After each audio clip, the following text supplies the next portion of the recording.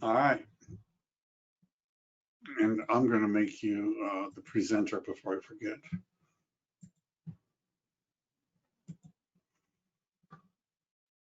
Am I showing my screen? Yes. Oh, should be able to do that now. And I see some people have put their hands up already because they're well trained to let me know that they can hear it. Yeah. Okay. Yeah, there they are. And there's the handout, I believe, is included. So we're all right. When you're ready, I'll do the introduction and Yeah, I'm ready when you are. all right. Are you guys all ready? Everybody? Well, ready or not? Ready or not, we're going to start. Well, welcome. We're going to be talking today about how to get the best mortgage rate. And I want to introduce Jodie Hatano, who's with Golden One. Now she is. I met her a long time ago at different institutions. And it's really great to have Jodie talking with us. I send all my buyers to Jodie. You know, she's a great loan agent, been around, knows what she's doing, and this should be a great presentation. And if you have any buyers that are interested in getting, you know, pre-approved, reach out to Jodie. I highly recommend her as a loan agent, I guess is what I'm saying. So I'm going to let Jodie take it from there. I read exactly what you gave me to say at the beginning. Thank you. Thanks so much, Mike. Always a pleasure. So I want to start by saying really why I want to do this call. I believe most of you guys are agents, so you're familiar with how, you know, most of this process works. But the reason I'm doing this call today is because a couple of weeks ago I had done a pre-approval for a client and followed up with them. They made offers, and you know, here and there. They went under contract. I didn't know this yet. They went under contract. And after, when they returned my calls, they said, oh, we went with another lender because the, you know, interest rate was better. And I said, well, I haven't given you an interest rate today. What do you mean? They were going off my pre-approval letter that said 3% on a 30-year fixed. And actually that DAO was at 2.75. So the reason I want to do this call is because I want to explain really, because people, the most important thing they look at when they're looking at a lender is what's the interest rate? You know, how much is it going to cost? So I want to go over what's the inside scoop here? What does it really mean? How you get to an interest rate? How to shop effectively for an interest rate? And then make sure that, you know, you guys have the tools you need to help your buyers. And I ended up getting that deal though, by the way. I was able to beat the other lender by an 1/8 of a point. So it all worked out.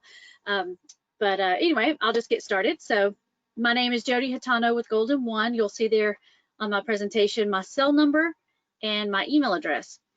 Keep those two pieces of information handy. And I want to let you know I'm always available for you via text, email, cell phone, evenings, weekends, holidays. As you know, real estate doesn't stop, doesn't sleep. So neither, well, I do sleep, but I'm always available to you. I never want anyone to go to bed worried or stressed out about something. If there's a simple question I can answer right away, I will do it. Okay. So let's get started. Okay, this is really the meat of the presentation. It's not a very long presentation, just a few slides, but this is really the meat of it. When to start shopping for an interest rate. So the part about this that's so important is what I've found in 15 plus years I've been doing this, is when I get calls from buyers, they want to know what the rate is. What's your rate? I've got a, you know, $1 million house, putting 20% down. What's your rate?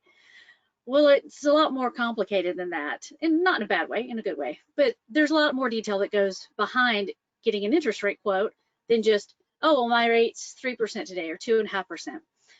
So what I would like to do is help encourage you guys also to focus on really what's the most important thing when you're about to buy a house or you're under contract. It's actually getting approved first. So I'm sure if any of you guys have been doing this for any amount of time, you've had people who go under contract, they get declined by their lender. And it's awful. You know, you've tied up property, the emotions of it, it can be really devastating and discouraging. So I would assume that you also all work with various lenders and know the importance of getting approved first. But the reason I want to talk about that is because it's really the most important part. And what I recommend is this. You want to buy a house, you've got a client that wants to buy a house or sell a house and then buy one, whatever it is you've got. The first thing is to get approved. Even if they don't, oh, I don't know, it could be 3 months, 6 months, a year, 2 years. They just want to know. Believe it or not, I've gotten people that were a year out and then they found out they could and they went ahead and bought something. So the first thing is to get approved with one lender. And the reason I say one is because most lenders, we all underwrite to the same guidelines, typically Fannie Mae, Freddie Mac, government, jumbo loans, which is, in our area, that can be a little bit different. Guidelines do tweak here and there. So I recommend just one lender. And the reason for that is because there's a lot of paperwork involved, disclosures, credit pull. That's really the most important. If you've got somebody that's not, in the high 700s, every 19 points in your score can change your rate up or down. So the more pulls you have, it's just going to hurt you. So, and then you have to do explanations of why you had that done when you actually go under contract. So get approved with one lender. Some of this is geared towards buyers. So if there's a buyer out here, I recommend first place you go to find out what lender I'll call, not online. I know people love to do stuff online, but you really should stick with realtor recommendation. That's important because you're going to get referred, or as a real estate agent, you know the lender, you know if they're going to perform, you know if they're going to be responsive. You have a good idea of how the transaction is actually going to go. So realtor recommendation, and of course I had to put in, you can call me. Get approved first, okay? The buyer is going to send income documents, asset documents, pull credit, and we will actually, Golden One will, and a lot of lenders will, go ahead and underwrite credit, income, and asset and give you a commitment letter or an actual conditional approval letter. Conditional approval means we need the appraisal, title, home insurance, condo stuff, if it's condo, that kind of thing. So it might say conditional, but it means it's been underwritten. So do that. And then once you have that letter in hand, that's when you go shopping, find the house. Let's say you got the contract on a Friday. That's when you can actually lock the interest rate. So that's when it's important to start calling different lenders to get quotes. So when you get approved, going back to the first point here, there's going to be an interest rate on that approval. It's going to be based on that day that the application was sent in. Interest rates change every single day, sometimes multiple times a day. Golden One changes rates. We have a rate change in the morning, and then we have a rate change around 11:30. After that, we don't change rate. I was at Chase and Bank of America for about 13 years, give or take a couple months, and we might see a rate change out of the blue. It all depends on what the market's doing that day. Mortgage-backed security prices, you don't really need to worry about that, get into it. I mean, if you want on a sideline, I'll give you all the details of what that really means, but rates do change every day. So you might get 3% one day, you might get 2.75% the next day. You might get 3.25 the next day. So that's why it's important to get the approval first. And then when you have the contract, that's when you want to call different lenders, at least 3, and get quotes. So even with my customers that I have pre-approved, I still tell them, you should go get another quote. I welcome that. And the reason I do is because, first of all, I think it's the right thing to do. It's the honest thing to do. And I like to know where my competitors are. I mean, I've got friends at other places and we check in regularly, so I have a good idea. But I also want my client to feel and know that they've done their due diligence and they've, not just taken my word for it or your word for it, but they've done their due diligence and they've gotten quotes, and they know that with Golden One, with me, or whatever lender they choose, that is the best and right deal for them. So getting quotes. That can be a little bit sticky, because when I was at Chase, you could not send quotes via email. You couldn't say, oh, well, we're at 3.5 today, 30-year fixed. You couldn't do that. You had to do actual formal paperwork. Golden One allows us to do that, so I can do that, no problem. But really what you want is the loan estimate, and I'm sure that as agents you guys know what that is. I've got a link here on the presentation to the Consumer Finance Protection Bureau, CFPB, that basically rules what lenders do. And I'm going to click on that. I just want to hit a couple of high points on the loan estimate. In one part where it always gets the buyers upset. So I want to explain what it is so that you as an agent can be prepared, because they sometimes will call you before they'll call me, and they'll say, hey, I got this from Jodie and it's crazy, like $24,000 in closing costs. I can't do this. But here's what's really happening. Okay. Let's see. Okay. Oops. All right. Page 1. You get all the details here, the applicant's name, sales price, all of that good stuff. So what's the most important? Well, a lot of things, but for all practical purposes, for what I'm talking about right now, interest rate. Here, 3.875. Of course, you want to see up here that if you're locked or not, because on your pre-approvals, it will say no. But the day you have your contract, you should get a loan estimate that says yes, once the buyer and lender have agreed on a proposal. So you've got your interest rate, and then summary here about how long what the payment's going to be for the life of the loan. And then right here where it says cost at closing, that number a lot of times is 3-4 times what the actual closing costs are.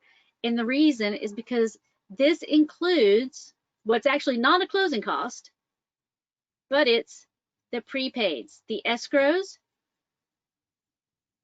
right here, F, the prepaid for your home insurance, 1-year premium, always do, prepaid interest, and then the escrow account deposit. So as you can see here, this is, it's kind of small, but it's almost $5,000. So it's calculated in this number, 8,054, but it's really not closing costs. So you can see how people can get a little bit upset, and this is a very common. I would say 8 out of 10 times I get a call about, hey, why is this like this? I don't understand. So what we want to look at then, of course, is the interest rate, and then this is the big piece that is under my control to a degree, is the origination charges and discount points. This says loan amount points, but it'll say discount points. So for example, origination charge, that is typically, back in the day, it was, honestly, it padded the wallets of a lot of loan officers. That was before my time. I started in 2008, so I've never experienced any of that, and I'm glad I didn't. But now the origination charge is mostly, I'd say 99% of the time, processing and underwriting fee. And it's either put into one or it might be separated out. The discount points, loan points, we'll get into that in a second, but that's what I'm trying to show you right here is where to actually look for what your closing costs are going to be. It's really A, B, C, D. So it adds it up all right here, about $5,600. And then there's tax recording. And I'm not sure why the CFPB does not put E in with D, because it is a closing cost, but they don't. So I always add that in. So we've got a little bit over, well, I'd say we've got about $5,800 in closing costs. Sounds a lot better than 8,000. Okay. So you guys are going to have this presentation, so feel free to click, keep it, and obviously go to consumerfinance.gov. It's a wonderful resource for you when you want to go. Can you still see me? Because I don't see, oh, there we are. Okay, never mind. Okay. Factors that determine interest rate. FICO score. Every lender, every traditional lender, banks, brokers, correspondent, all that, credit unions, we pull all 3 bureaus, TransUnion, Equifax, and Experian. Which score is used? You might have an 800 with Experian. You might have a 740. Believe it or not, I've seen 100-point swings depending on the bureau. With Equifax, you might have a 760 with TransUnion. So in that case, what lenders do is we drop the high one, we drop the low one, and we take the middle score. Okay, so a lot of times my borrowers will say, well, I don't have a 740, I have a 780. But then I've explained this is how it's actually calculated. I've got a link here for a free annual credit report. Every year, you're entitled to one free credit report. So this is a good resource for your buyers to check before they go under contract. Of course, if you use me and I pull credit, I'm happy to help them. If they aren't ready yet, then we can talk about what it would take to, become ready.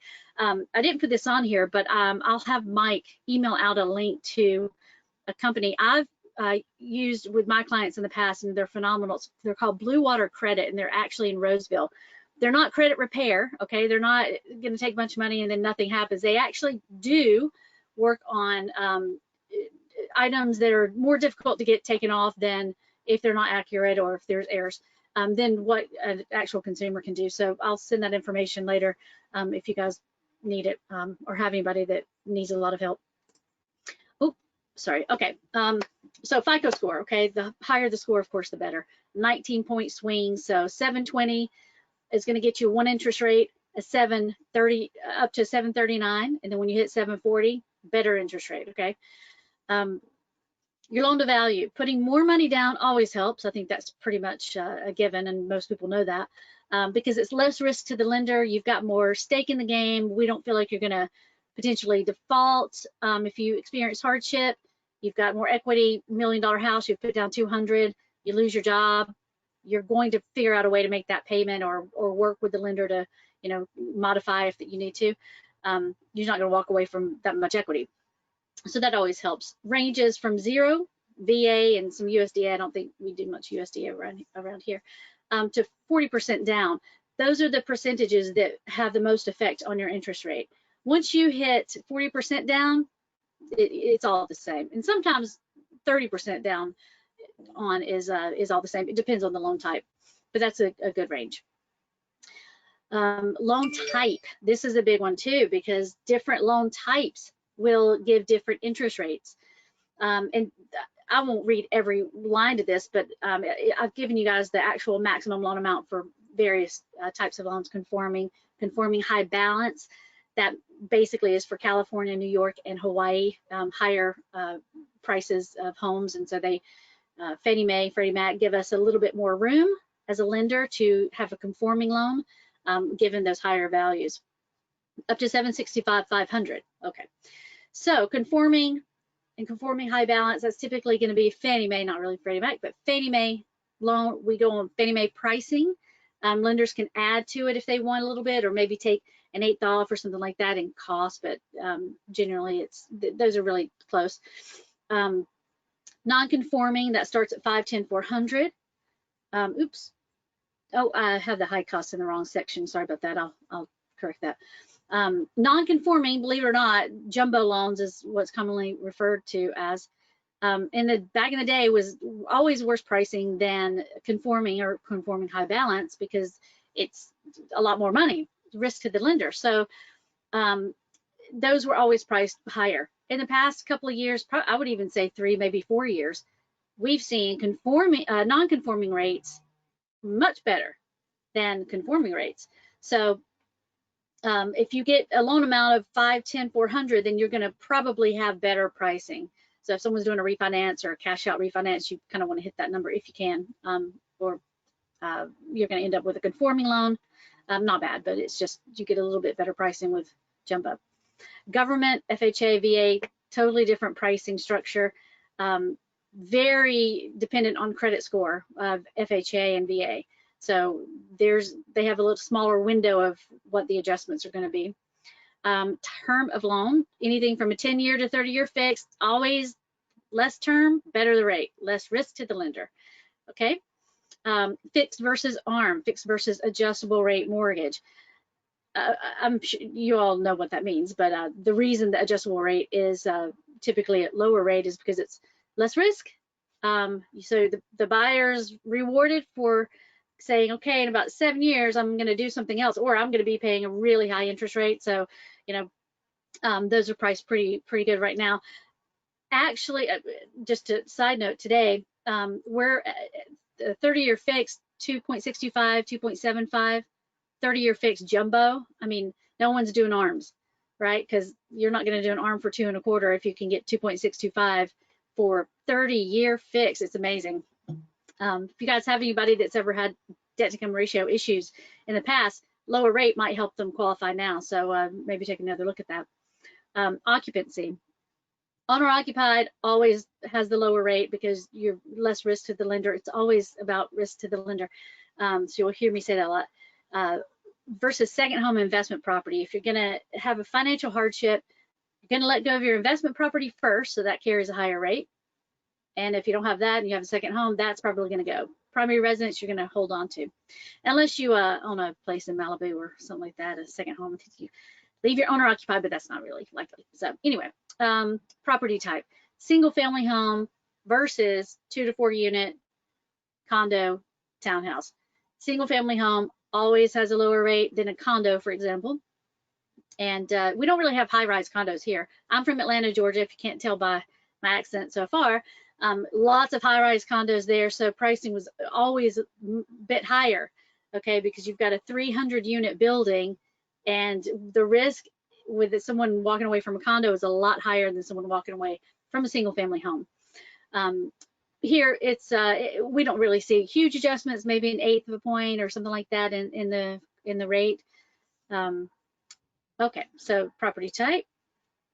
Here's a just reference for you guys to understand credit score. This is a great resource. Just I'm sure you can probably tailor this with your the other information from the myfico.com if you want, or freeannualcreditreport.com, and have a resource for your buyers. Okay, so discount points. This is a biggie with buyers. Okay, what's the rate and what's the points? That's what they're always wanting to know. Okay, so here's what that means. Discount points, what are they? Back in the day, as I mentioned before, loan officers made money off that. So they charge 1% origination, 2% discount points, and they were making a ton of money off of even a $500,000 loan. They can make 20 grand. It's ridiculous. So like I said before, I'm glad that is not the case anymore because it's wrong. But anyway, moving on. Now they are strictly and only to buy down the interest rate. It's called upfront interest actually, and it only benefits the buyer. Nobody else. No, lenders don't make any money off of it, less or more.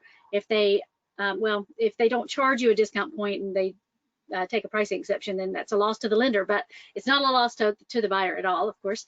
It is upfront interest strictly and only. To buy or not to buy, sometimes it makes sense, believe it or not, to have a point or maybe half a point. You could even get a 1/4 of a point discount, depending on what your pricing is, what your credit score is, that kind of thing. So what we look at to determine should I pay a point or not, because points aren't evil.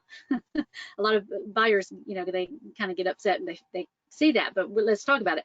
If you're buying a point down and you're gonna benefit from that in 2 years, and you're gonna actually see savings for 28 years, that let's say $5,000 point saves you $40,000 over the life of the loan, or even $15,000 if you don't stay there that long, it's still a benefit. Plus you get a tax break. Consult a CPA, I have to say that. And I've got a link there to tax benefits of owning a home. And so I won't get into that because I'm not a CPA. So sometimes it does make sense to pay points. Sometimes it doesn't. Points are negotiable. You can ask the lender, what if I've got this other bank that's saying, 3% with half a point. You're telling me 3% with 3/4 of a point. Can you take it down? And lenders will look at that, and potentially maybe they will. They will probably ask for a loan estimate from another lender. Keep that in mind because that's something lenders have to be careful of. If we take pricing exceptions, we have to have competitive match documentation to show that we're not lending unfairly. Okay, so taking specific group of people, giving them better discounts. No, this is why we did it. Here is the competitive match from the other lender, and this is why we offered this. So when a loan officer says, well, I need your quote from Bank of America, it's not to say they don't believe you. They have to document it to be able to get a competitive match. I haven't really seen the need for competitive matches at Golden One, and I had to have a lot of them when I was at the big banks because we are a nonprofit, and fees are lower, rates are better, and service is better. I think I'm super happy here. I've been in this for 15 years, and I've been at Golden One since March, and I'm ecstatic. I've never been happier in this industry. The back of this is just some membership benefits to Golden One. I'm not going to get into that, but it was in there before, so I left it in case you decide, you know, you want to do a little bit more research on Golden One, and then, of course, you can call me with any questions. So in summary, what we talked about was when to shop, when to lock, and what really goes into determining an interest rate. All of this information is, any lender really goes by this. So this is not anything strictly for Golden One. That's about all I have right now. So what I would suggest, if you guys read through this if you want, or if you have any questions, maybe you're confused about something about the determining factors, I'm happy to talk with you. My cell number, like I said, is on the presentation. And I appreciate everyone's time, and I hope during this chaotic time in the world, everyone's staying safe and happy and productive. If I can do anything to help you with your business, I've got a lot of marketing materials. I will say this, I didn't say it on a previous call. RESPA, you have to pay $20 a year, $20, I think it's a one-time or it's a year, to our marketing, third-party marketing firm to keep us in compliance with RESPA. So if you email me for marketing materials and I say you've got to pay $20, it's not because Golden One's making the money, or me, it's to stay compliant with RESPA, so keep that in mind. And I'll hand it over back to you, Mike. Thank you so much, everyone. All right, well, thanks, Jody. If I've texted out, if you have any questions, now would be the time to start texting them. We have one already. Did you ask me the same question twice, Dimitri? Can you talk about underwritten pre-approvals for non-contingent offers? Do you do that? How ensure so they're asking about, you know what they're asking about. Yeah, right. Of course. Yeah. And I will go back to talking about having your approval done up front, because you can't really put long contingencies in offers anymore. You're not going to get it. So it is a big risk to your buyer if they haven't done any consultations with lenders to know if they qualify. They put an offer in, put 50 grand earnest money, and they've got a 550 credit score. It's horrible. And it's a lot of work for you, and it's a waste. So very important, get approved first. The commitment letter from the lender, which is what we will provide, or conditional approval, they're the same, means that our underwriter, not me, not my best guess, not my automated underwriting system. I'm not just, because I run underwriting on every loan. It's automated. I'm not the one actually reviewing and signing off on the loan. Our underwriters review. The physical person reviews credit, income, and assets. Make sure that we know everything about the buyer, and know that we're going to be able to do this loan pending satisfactory appraisal report, not necessarily value. That's for the buyer or seller to figure out. We're looking more condition of the property. Is it sufficient collateral? Clear title report, home insurance, and like I mentioned before, condos. That would be the only thing outstanding. And Golden One's super fast with purchase, especially if someone's already been underwritten. You can go into a contract with no loan contingency with our commitment letter. The only thing that could potentially be a problem is if your buyer quits their job or gets fired before we close, but that's not likely. So sometimes, yes, you never know. It did happen once. I did have someone quit their job 2 days before closing. So I had a transaction once where the lender had already funded the loan. I represented the buyer. They had funded that morning, and Cisco had announced layoffs, and the underwriter re-verified, and the guy was on the list to be laid off, and they took the money out of escrow. They pulled it back. That's about as close as you can get. But how long does the process take if I had a buyer and send them to you today in order to get the blessing that this is a good to go? So what I ask from you and your buyer is that they commit to giving me 1 hour undivided attention of their time, so that I can, once I pull credit, I can review. This is, of course, they send me their documentation, pay stubs, and assets and all that. After that, I want 1 hour. So because I know loan officers should know what are the underwriting conditions going to be. You know, if you've got 3 different jobs, 1 part-time, I know what they're going to ask for. You know, I know. So I'm going to ask for 1 hour of their time to give me every single piece of documentation down to credit inquiry letters, or your name's funky on your credit report and I need an explanation for it. Once I have that, I submit to underwriting immediately. 24, 48 hour turnaround. Really? Okay. Typically they're going to conditionally approve it, and then I'm going to see all those conditions. If it's anything that we haven't gotten, we get it like that, and then we get our commitment letter. So yeah, it's really fast. Well, So that's if you about send me it. somebody today, I would say if you probably by Tuesday or Wednesday, given they work with me, you know. Sorry, Right. my doggy's growling over Your here. assistant sounds hungry. Yes, I'll show you. This is Yeah. my assistant today who's growling because someone's walking by. Anyway, okay. Let's see. Could you make, let's see, we did that one. Can you talk about, do you make, I saw this one here, stated income loans? No, No. I really don't know anybody that's doing stated income loans anymore. There was talk pre-COVID, there was talk about some of the subprime stuff coming back. I don't think you're going to see that from a traditional lender or credit union. I just don't think that's going to happen, and it's a little tricky to even do that. So I don't think that's really going to happen. If you do find a lender that does, it's going to be a private lender, because those are non-qualified mortgage loans, and that's why you're not going to really find anybody that does them. It's the rate I would imagine would be pretty high, if you can even find someone. So here's a question. If fully pre-approved and underwritten, when getting into escrow with no loan contingency other than an appraisal value issue, could there be a problem the underwriters find with a particular property that could make the loan, let's see, to make the loan not get final approval, i.e. non-permitted additions, ADU, multifamily, etc.? Mm-hmm. So yeah, there's always a potential that could happen. I think that's something that once you find a property you want to make an offer on, let me know the address, tell it to me right away, and I'll run it by underwriting and see, you know, because we can pull information about properties. So we can look at it and say, okay, that ADU it's okay, or it's not, or whatever. I believe Fannie Mae is okay with ADU. I haven't had one in, gosh, I don't even know how long, so I could double check it. But one of the other things that could cause a hiccup is if the property condition is pretty rough. You know, if there's electricity is not up to code, or if there's plumbing that's not working, or the roof is dilapidated, there's tarps on the roof, that's going to be a problem for a lender, because they're going to look at that as not sufficient collateral for the money they're lending out.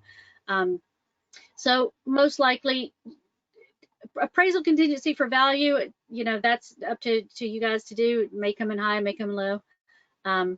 But the other issue with the appraisal contingency could be repairs needed. I have not seen that, and I don't think more than 2 or 3 years. I haven't seen I've seen everything as is, everything's good. And you know that going into as an agent, you know what kind of condition it is. All right. Do you check permit status just by property address? You don't need to see all the disclosures. I could have answered that one, but go ahead. Yeah, no, we don't need to see the seller disclosures. No, you don't have to provide that. We don't ask for it. We don't ask for termite letters or any of that stuff. Yeah. The title company is going to give us a lot of information about the property to know if there's any funky stuff going on. Right, and so for checking a permits, let me just say that, Dimitri, if you, if the client is interested, the client should check permits if they're the buyer. They can do that online. The statewide buyer and seller advisory basically says that we're not sure if there's permits or not, but if you care, you can go find out on your own. Even us checking the permits has a potential for liability if there's something missed, you know, so. But lenders generally do not want to see that stuff. If I have additional rooms so another question is about unpermitted additions. You know, and usually this would be the appraiser, of course, that would notice that the county records say 1,300 square feet and he's looking at a 5'4", 3,500 square foot house, and that something must be, different. Yeah, then that could be a problem. Um, I would say it would be a case by case, determining, is this something that we can work out? Can we get it permitted? Can we have inspection come out and say, it's up to code and all that stuff, and then in turn have that property sufficient collateral? Possibly, but it just depends on kind of what we're talking about with unpermitted stuff happening.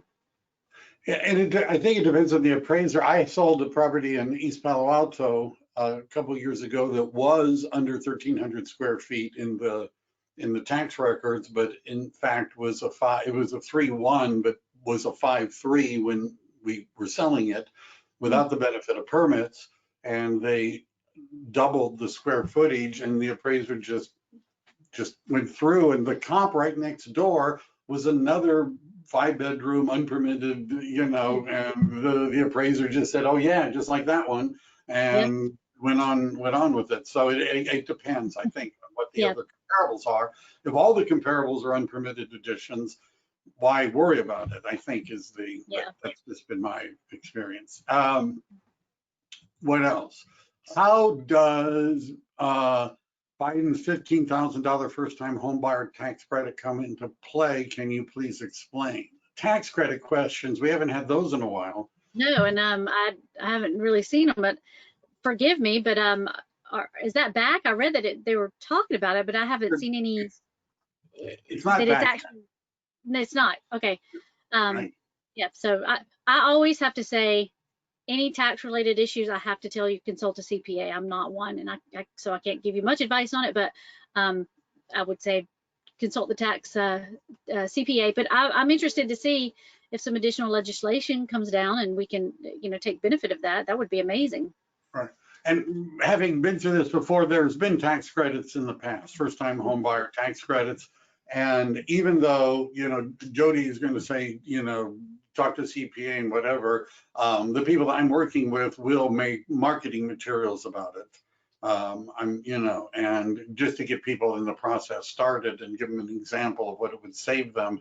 In fact, if it passes, Jodie and I'll do another home buying seminar talking about the tax credit. That'd be great. I would love to do that for sure. Any other questions out there? Let me ask you, so discount points. So the buyer wants a credit, $15,000, let's say, towards closing costs. Okay. And there's not that much. To apply the additional unused credit towards discount points, which I assume is okay with Golden One. Sure. So if there's a lender, you're talking about lender credit, or are you talking about like a seller credit? Seller giving a credit to the buyer for closing costs, but their closing costs aren't that high because they're in a county where the seller is paying most of it, so they have an extra $5,000. What could they do? Well, that actually can cover prepaids. So that can cover their year of home insurance premium. It will cover the days of interest. So if you close the first day of the month, you'll have 30, 31 days depending. So we would cover that. We're not going to leave any money on the table, if we don't, we don't have to. So, maybe perhaps you don't have buyer. My brain just stopped. I'm so sorry. Title insurance. Gosh, you don't have a buyer title insurance, but we have enough money that we can buy you a policy. Then I've done that before, where we're sitting there with $2,000 extra. What are we going to do with it? Can't go back to the buyer. Can't reduce the loan amount. If you've already bought the rate down and can't, 2,000 is not enough to do anything else, then we do a policy or something like that. All right. Well, that's good. I didn't know that. How about co-signers? What is if the buyer has bad credit but can get someone else to guarantee the loan? So the way that works is, let's just assume the buyer has a 580 credit score, but the buyer's parent, for example, has a 780 credit score. We're going to go off the 580. So if there's a co-signer, we pull the 3 reports, take the middle score, and then take the lowest one because that's the more risk. So that's not really going to help. Depending on what the credit score is, Golden 1 is a 620 minimum. So if you've got somebody you want me to take a look at, and I can tell you if there's something we can do or not, I will, but that's how that works. So it's probably, it might help, but it's not, ratios maybe, but it's not going to help credit. It's not going to overcome credit issues.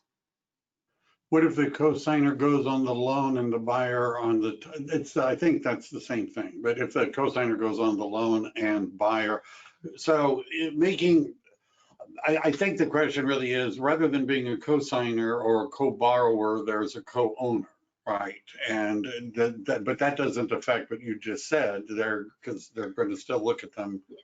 Well, you know, we have to be careful because if you guys have ever heard of straw buyers, that's an issue. So we would look into that. We would want to know, why is this person signing for the loan? They're not going to live there because they have another owner-occupied property.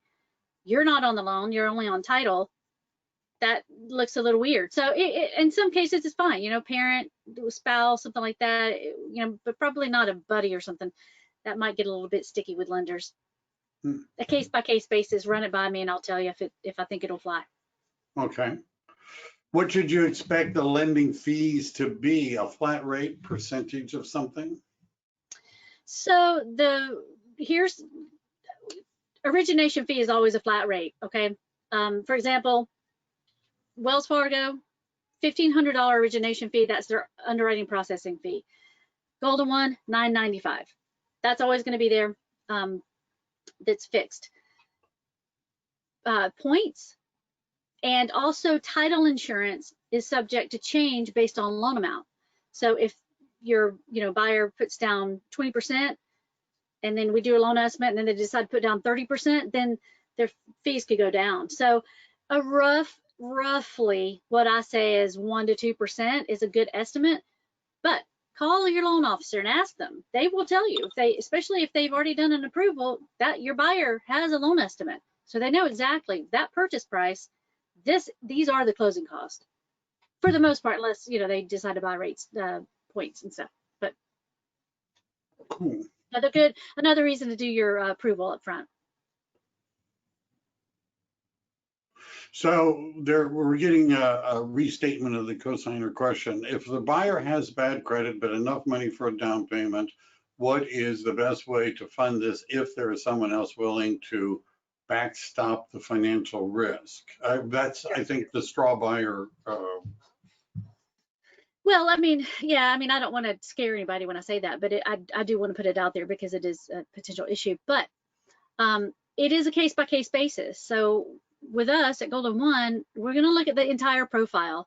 If there's a 607 credit score and you're putting down 30%, that looks pretty good to us. Why is the credit 607? Is it because of bad credit, judgments or collections, late payments? Or is it simply because there's not enough credit, or perhaps credit cards are maxed out?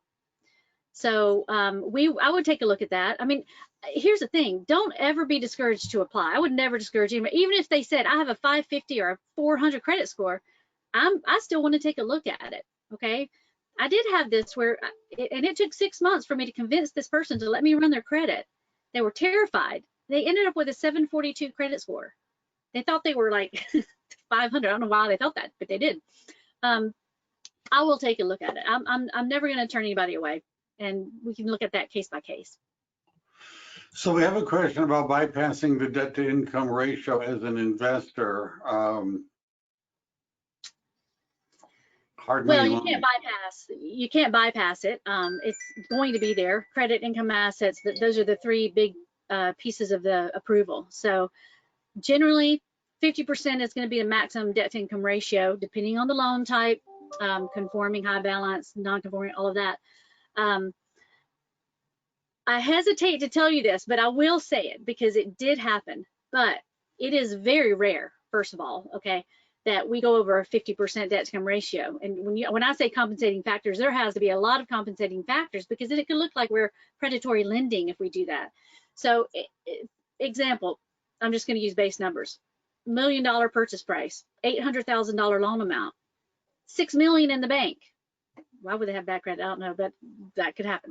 Yeah. You know, and it's a 51 DTI. We might, please, again, I have to be very careful, but that is something we could potentially look at because they don't need our money. So we're not predatory lending then. But that's really not common to have that. So like I said, I've heard of it one time in my career, but I'm telling you that because it did happen. Also, with DTI, again, another reason to do your approval up front.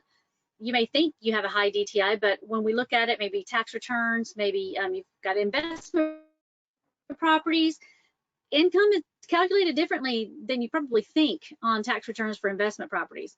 So run that by me. Let me do all the calculations. I have a worksheet. I plug all the numbers in, and then I know the same number the underwriter is going to use for income. Okay, so but keep that in mind. Also, 50 is pretty much where it's going to be. And just to throw this in, there are lenders that make loans for investment property, not based upon the buyer's credit score or income, but based upon the value of the property as repaired. The only downside to those loans is that they start about 10% interest and work their way up from there up to 16. They're hard money loans, and they don't even look at your credit score. But then it's a bit steep. It's a bit steep when you well, and they're short term, so you're not going to hold a hard money loan for a year, you know. So you got to figure out, why do I need it? And I've had people that do a hard money loan because they need to close in 5 days or something crazy, and then we just turn around and you know, do a refinance, cash out refinance for them. And we have a question: what's wrong with getting a pre-approval from more than one lender ahead of time, so the credit union will know you are shopping? Plus, when it comes down to having contract approval, you'll be ready to make a decision.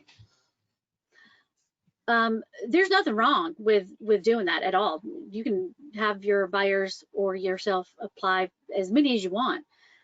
The reason I say one is because to get a loan to underwriting, there has to be signed disclosures. And that's, you know, 40, 50 pages of signed documentation, loan estimates, fair lendings, tons of different things that has to be signed for each lender. So it's just a lot of work. But yeah, go ahead. It is not a problem. We assume, and I would assume that when I pull credit, I'm going to see inquiries from another lender. That's okay. That doesn't bother me. It doesn't bother us. We know that that's going to happen. So don't feel like I'm saying that for any other reason than it's just to keep the amount of work down. That's all. Yeah, it is a painful process sometimes going through the pre-approval, you know, system. I think that's sort of like asking, why don't I get 2 root canals instead of 1? Because, you know, I don't know. Yeah, well, we make it as painless as possible. I mean, everything we do is online, save one document that the Social Security Administration will not take electronic signature, so you have to print that, sign and date. You can get your disclosures and, you know, sign it in probably 30 minutes at most if you're reading through every single page. It's just a lot with doing that multiple places, and then also doing the income asset documentation, credit pulls, you know, be careful because the more credit pulls you get, that's just going to reduce the score. So yeah. Do you do cash out refis on primary residences, or how about a rental single family home? Cash out refi on investment. Can the person say about what the amount would be? Nancy, how much are we looking at? Okay, well, anyway, so we do cash out. I don't believe that there's cash out investment right now, though. I don't think anybody's doing that. So we're still doing investment purchase, but I don't think you're going to find cash out for investment.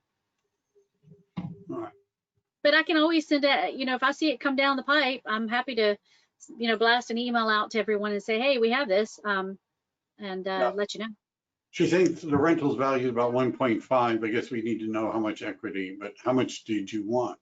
You know, why don't you reach out to Jodie afterwards to ask about that? Yeah, and I'll pull my as soon as the call's over, I'll pull my guidelines and we can look at it together. Any other questions? We have a comment. Monica made a comment that she says, I just finished a transaction with Jodie and she was great. The transaction was hard and she made it happen. Thank you, Jodie.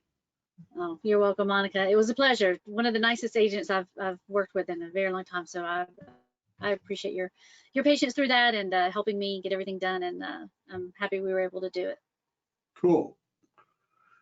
So I don't see any more questions. If you have any more questions, feel free to reach out to Jodie, particularly if you have the question involves a buyer who needs to be pre-approved, or if you're a buyer and you want to be pre-approved, reach out to Jodie. And I don't see any more questions. I think we're going to call it a day. Okay. All Sounds right. Well, good. thank you very much. You're welcome. Thank you for having me, everyone. And I hope everyone has a happy and safe weekend and stay well. Goodbye, all.